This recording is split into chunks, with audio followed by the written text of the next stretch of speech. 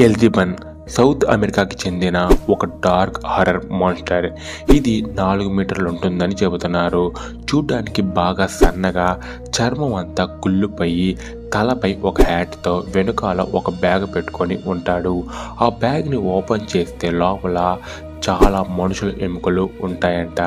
ఈ కథ చాలా సంవత్సరాల క్రితం మొదలైంది. ఒక అబ్బాయి నాకు జింక మాంసం తినాలనిపిస్తుందని వాళ్ళ నాన్నకి చెప్తాడు. వాళ్ళ నాన్న అడవికి వెళ్ళి జింక కోసం చూస్తాడు, కానీ ఆయనకి జింక దొరకదు. ఈ అబ్బాయి దాన్ని తట్టుకోలేక తన సొంత నాన్ననే చంపేస్తాడు. ఆ తర్వాత ఆ బాడీ పార్ట్స్ని ఒక బ్యాగులో వేసుకొని వాళ్ళ అమ్మ దగ్గరికి వెళ్ళి, ఇది జింక మాంసం, నాకు వంట చేసి పెట్టండి అని చెప్తాడు.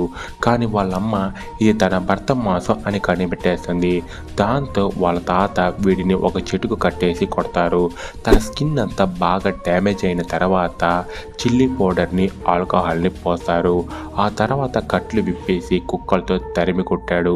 అలా వాడు ఆ శరీరంతోనే ఒక మాన్స్టర్గా మారిపోయారు. మీరు నైట్లో ఒంటరిగా ఉన్నప్పుడు ఒక విజిల్ సౌండ్ వినిపిస్తుంది. ఆ సౌండ్ స్టార్టింగ్లో పెద్దగా వినిపిస్తుంది, ఆ తర్వాత చిన్నగా వినిపిస్తుంది.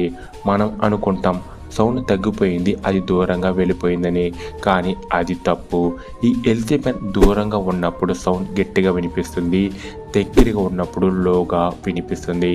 ఎవరైనా నైట్ ఆల్కహాల్ తాగి తనకి కనిపిస్తే వాళ్ళని కర్ర ద్వారానే చంపేసి తన కడుపుని చీల్చి వాళ్ళు తాగిన ఆల్కహాల్ని వీడు తాగేస్తాడంట.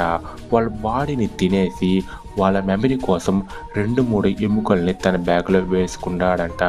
నెక్స్ట్ డే మార్నింగ్ కొన్ని ఎముకలు మాత్రమే ప్రజలకి కనిపించేవి. ఇప్పటికీ జనాలు నైట్ టైం అక్కడ తిరగాలంటే భయపడతారు.